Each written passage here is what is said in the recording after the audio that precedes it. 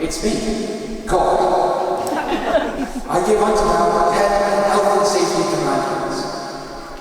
Thou shalt find the toilets at the end of the corridor, beneath the stairs. Thou shalt be aware that there will be changes of lighting during tonight's performance. Thou shalt not consume food nor drink in the Judith E. Wilson drama studio. Thou shalt place thy coats and bags under thine seat to aid in an evacuation. Thou shalt, in the unlikely event of a fire, leave by the exit currently being pointed to by the angel EJ, whose directions thou shalt follow. Thou shalt not use the lift to exit in an emergency. Thou shalt, however, take thine inhaler with you as required. Thou shalt purchase society membership for £10, in return for which thou shalt receive a lovely mug.